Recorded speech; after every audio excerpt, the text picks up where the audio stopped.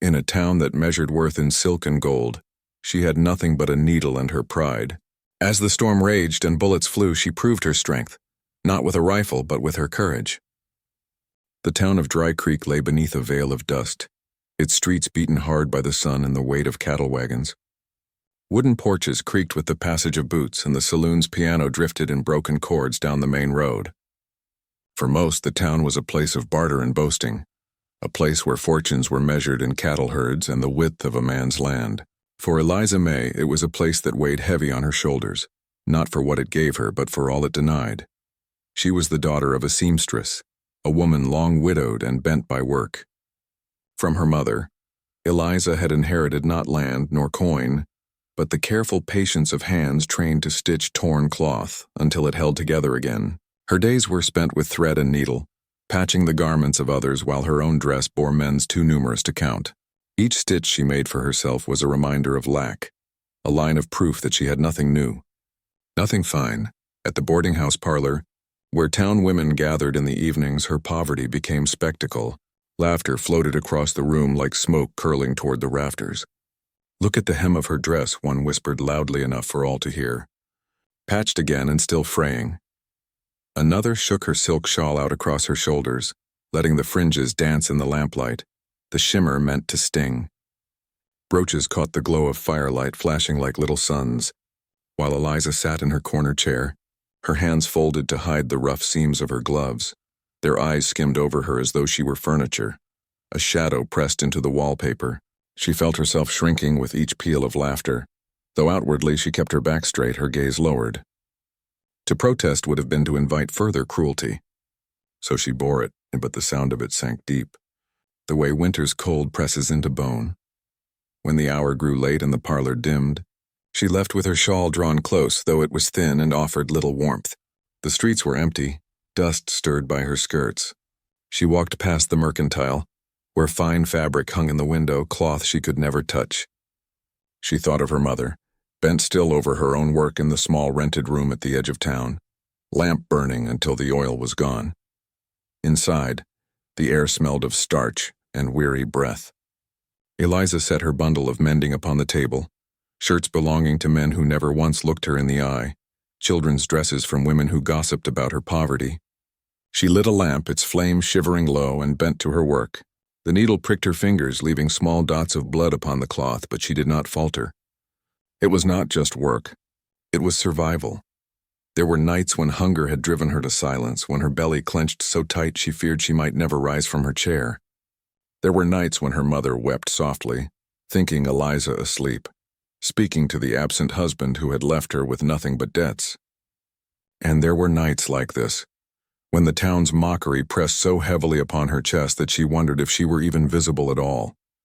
The lamplight cast her shadow against the wall, long and thin like a ghost bent over an endless task. In that moment she felt the truth of it. She had become a ghost in Dry Creek, a figure unnoticed, a woman whose worth was measured in the stitches she placed into other people's lives, never her own.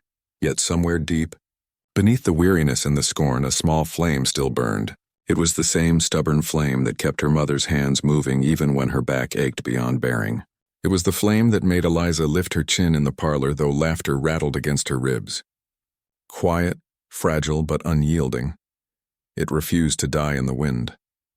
She paused, setting the needle aside, and looked to the window where the night lay thick beyond the glass.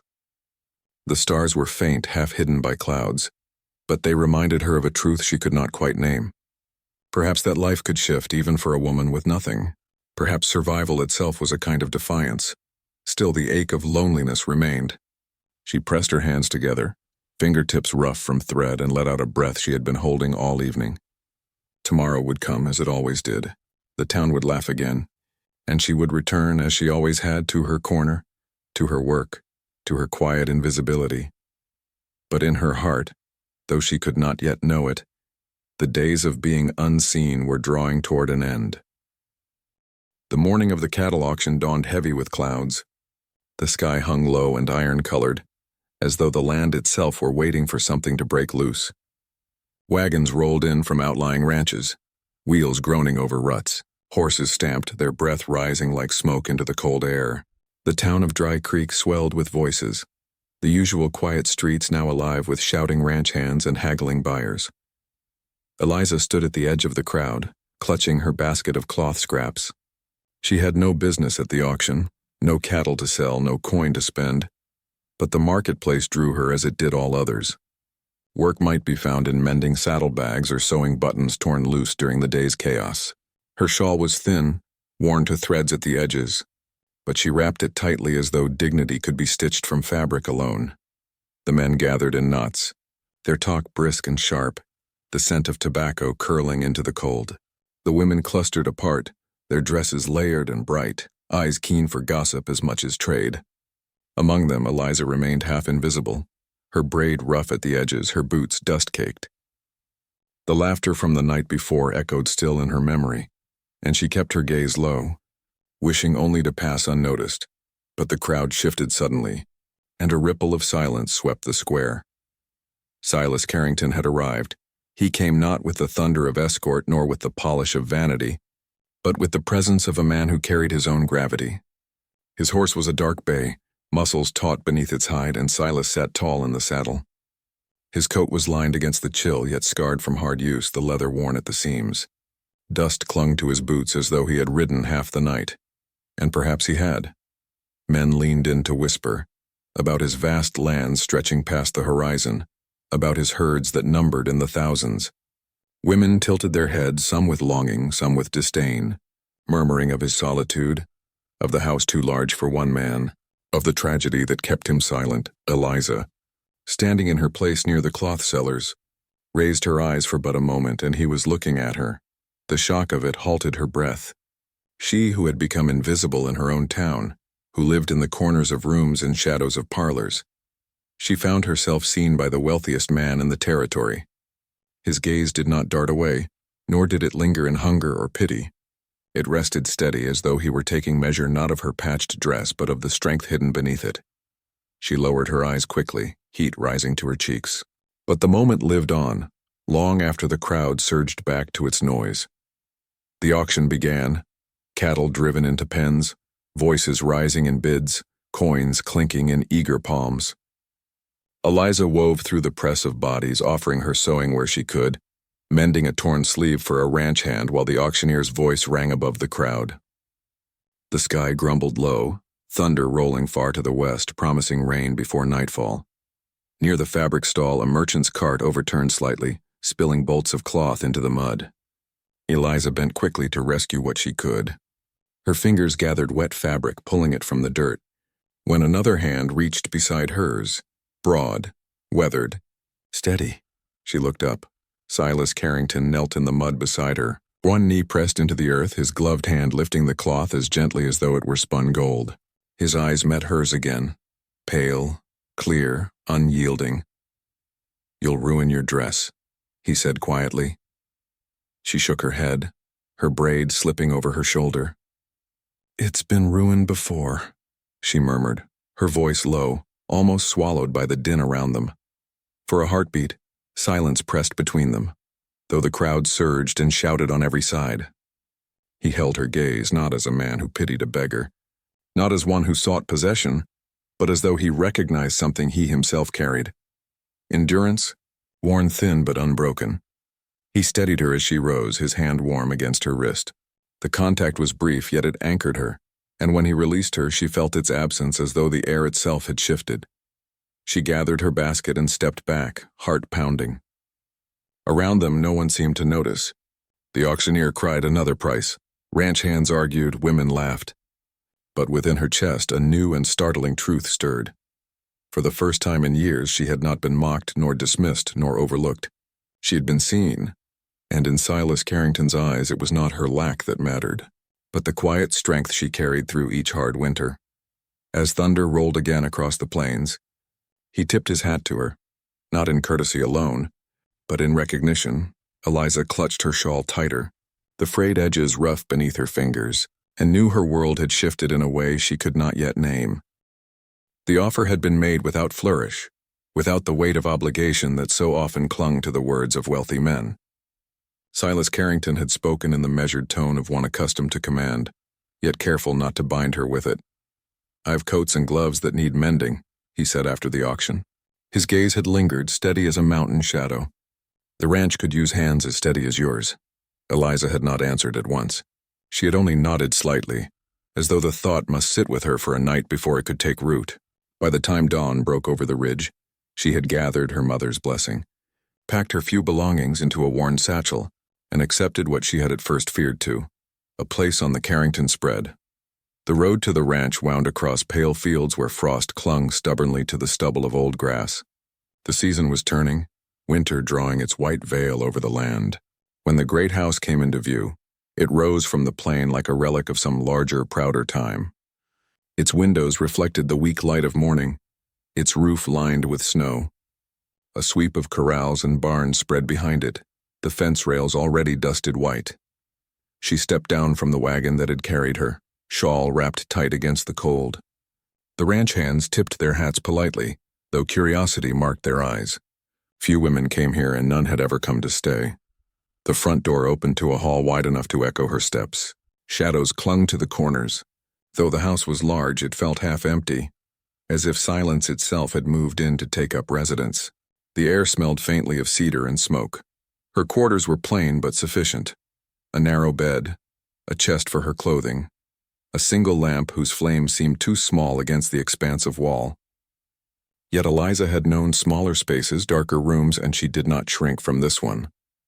Instead, she set her satchel down and smoothed her skirt, as though by small gestures she might claim the space as her own. Work began at once. By firelight, she spread Silas's coats across the table, heavy wool worn through at the elbows, seams frayed from years of labor. His gloves were no better, the leather stiff and split. With needle and thread, she began her familiar task, her fingers raw from the cold but steady with the patience of long practice. Each evening, she stitched by the hearth while the wind howled against the shutters. Silas would sit nearby, silent at first, the flames carving lines into his weathered face. Above the hearth hung rifles, polished though seldom used, their barrels catching the glow of firelight. In the corner, a rocking chair creaked when the drafts touched it, though no one sat there. The sound unsettled her until she learned the truth. The chair had belonged to his wife.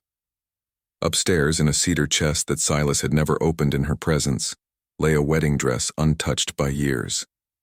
She discovered it once by accident, lifting the lid while searching for cloth to mend a blanket. The lace had yellowed faintly, but the shape of it was clear, a life begun, then cut short. She closed the lid softly and never spoke of it, though the memory lingered like a whisper in the hallways.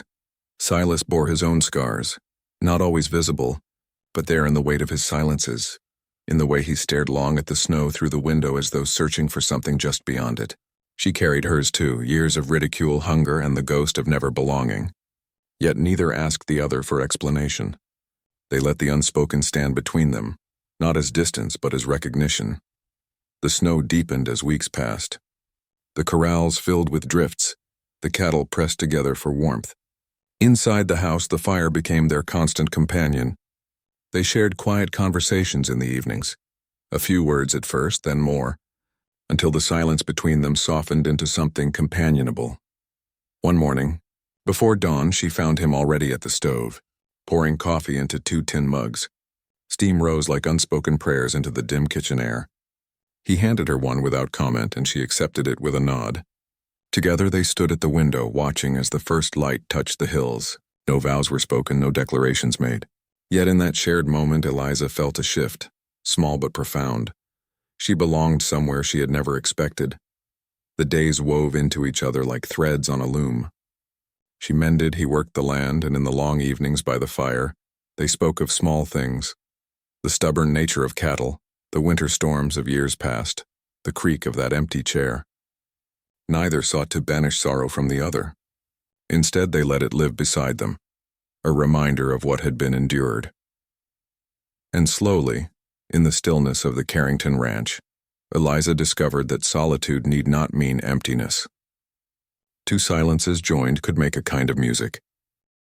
The winter had settled deep upon the Carrington ranch, snow packed hard against the fence rails, roofs white beneath the pale moon. Inside the house, firelight burned warm, its glow flickering against the worn boards and polished rifle stocks above the hearth. For weeks, life had taken on a rhythm steady as breath, mending coats, carrying water, quiet suppers broken by longer silences that softened into quiet words. But peace, on the frontier, never lingered long. The storm came first, rolling black over the horizon, clouds thick as spilled ink. By dusk, the wind rose, tearing at shutters and howling across the eaves. Eliza set her needle aside as the first thunder broke, sharp and close. She moved to the window, watching as lanterns swung on the porch beams, their flames bending nearly sideways with the gale. Silas appeared behind her, rifle already in hand. His jaw was set, eyes narrowed toward the corrals. "Rustlers," he said, Eliza's heart stilled. "In this weather?" "They use storms to cover their tracks." He strode to the door, pulling on his coat. "Stay inside. Bar the back if I don't return." She stepped forward before she thought better of it. "You can't go alone." But he had already vanished into the rain. The storm fell in sheets, water lashing the windows until the world outside blurred into shadow and lightning. Then came the sound of hooves, wild, frantic, thundering across the yard. Lantern light swung wide, spilling across figures on horseback, their faces hidden beneath soaked bandanas. Shots cracked sharp, lost beneath the roar of rain. Eliza pressed her back to the doorframe, breath caught in her throat. She could see Silas through the storm, firing into the dark, his form a silhouette against the chaos. For every rider he turned, another seemed to appear, shadows slipping through the sleet. The urge to run, to cower, pressed against her chest. But stronger still was the thought that if he fell, the house, the ranch, all of it would collapse back into emptiness. She seized a lantern from the table and lifted it high, shielding its flame with her palm, casting light across the yard. A rider turned toward her, pistol raised. Lightning split the sky, and for an instant she saw his face, a stranger's, scarred and cold. The shot rang out, wood splintered near her shoulder. She ducked, the lantern swinging wildly, yet somehow the flame held. Moments stretched like years. The storm swallowed everything. Then a figure stumbled through the doorway, Silas clutching his arm, blood dark against his sleeve. His rifle clattered to the floor as he pressed his weight against the wall. Eliza. She caught him before he fell, her own fear drowned by sudden clarity. With steady hands, she guided him to the table, pulling aside cloth and thread.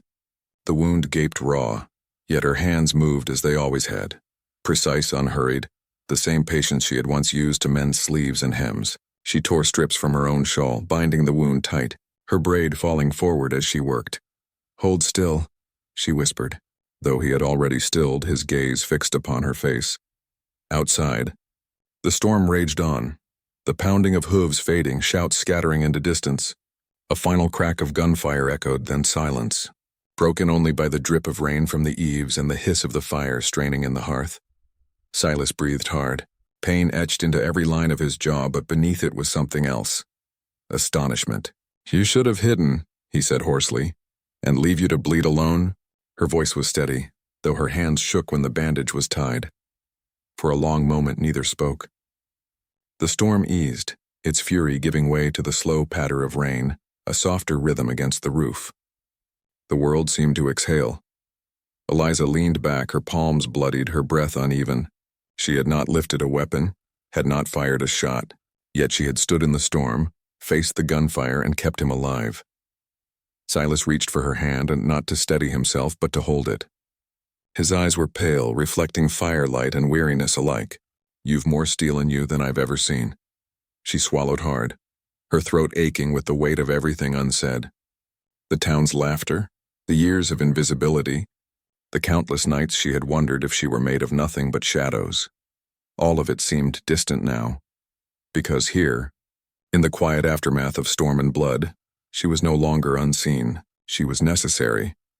The fire hissed low, the smell of gunpowder still sharp in the air. Outside, the storm drifted east, carrying the rustlers with it. Inside, in the hush of the half-lit room, two souls sat bound together not by chance but by the truth of what had just passed between them. Eliza tightened the bandage once more, her fingers gentle now. "Rest," she said softly.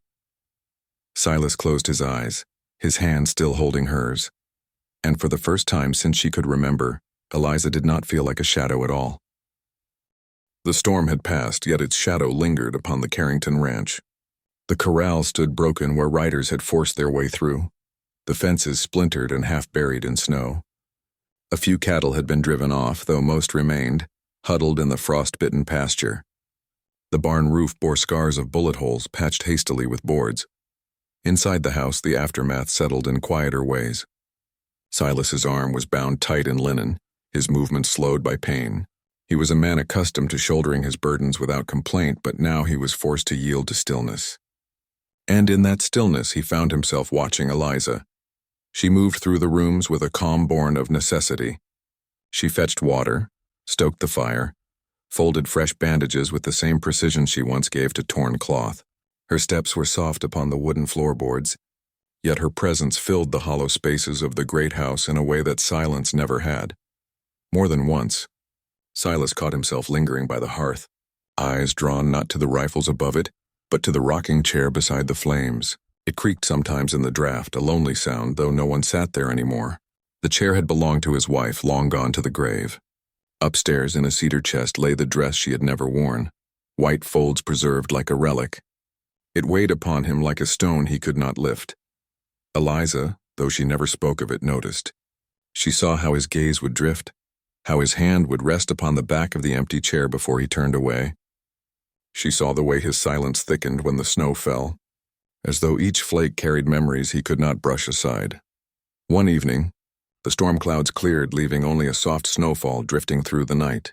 The windows glowed faintly with the reflection of the hearth, and the air within the house was warm with the scent of coffee brewing. Eliza sat near the fire, her braid drawn over one shoulder, mending a glove that had nearly fallen to pieces. Silas sat across from her, his injured arm resting in a sling, his good hand cradling a tin cup. For a long while, only the crackle of fire spoke between them. Then, in a voice rough with hesitation, he broke the silence. "I thought I could live with it," he said. "The quiet, the emptiness, but it wears a man thin." Eliza lifted her eyes, waiting. He stared into the fire, the flames reflected in his pale gaze. "Loneliness, it hollows you. You start to believe it's what you deserve, that you're meant to walk through rooms where no one waits to set two cups but drink from one. I've carried it so long it feels like another scar." His words trailed into silence, trembling at the edges, not with weakness but with the weight of truth spoken aloud for the first time. Eliza set her sewing aside. Slowly she drew her braid forward, laying it across her shoulder. A small gesture, yet steady, a symbol of the endurance she carried, thread by thread, year by year. "Survival is not the same as living," she said softly. "I've survived most of my life patching what I could, eating when there was food, working when there was breath. But that isn't living. Living is having someone who sees you, having something more than silence." Her voice faltered then, not from doubt but from the rawness of truth.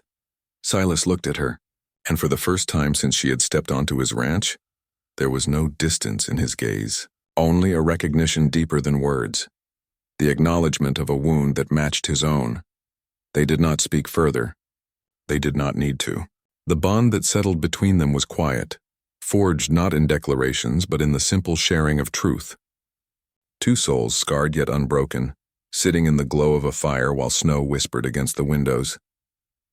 The rocking chair creaked faintly in the draught, yet for the first time it did not sound lonely. Spring came slowly to the Carrington ranch, as though the land were reluctant to believe the long winter was truly gone. Snowmelt trickled from the high slopes, filling the streams until they ran fast and clear. The meadows, once brittle with frost, softened into green, and wildflowers pried their way through the thawed earth. Fences were mended where storms and rustlers had torn them, gates reset upon their hinges. The cattle, lean from the cold months, lifted their heads to the fresh grass, steam rising from their hides in the morning sun. For Eliza, the change was no less profound. She rose at dawn with the sound of the ranch awakening, the lowing of calves, the creak of leather saddles, the murmur of men at work. Yet within the house her presence was no longer that of a shadow slipping from task to task. She moved with a quiet assurance, setting the table, tending the fire, repairing what needed mending, and at every turn Silas's gaze followed her, not as a master watches a servant, but as a man recognizes the compass that steadies him. The scar on his arm had healed into a pale line, a mark he carried without shame. Often he would say it was not the bullet that spared him but the hands that bound it after. Each time his eyes found hers, and the silence between them deepened into something more enduring than words. Word of their bond did not remain confined to the ranch. Dry Creek was a place where whispers traveled faster than rivers, and soon every porch and parlor hummed with talk. The seamstress's daughter, some said. The girl with nothing. Yet others answered, the woman who kept Carrington alive. When spring ripened into early summer, the town gathered for the annual fair. Lanterns strung across the square, music spilling from the saloon doors. Eliza walked beside Silas through the crowd, her shawl still the same, plain, frayed at the edges yet wrapped with dignity. She felt eyes upon her, the same eyes that once glanced past her with scorn, but now they lingered differently, as though they had been forced to reckon with what they had missed all along. Children darted past with sticks of candy. Ranch hands laughed near the horse pens, and above it all the lantern light swayed in the warm breeze. Silas, tall and unyielding as ever, guided her toward the center of the square where music struck a slower rhythm. He paused, his pale eyes searching hers. Eliza, he said, his voice carrying enough that those nearest turned to hear.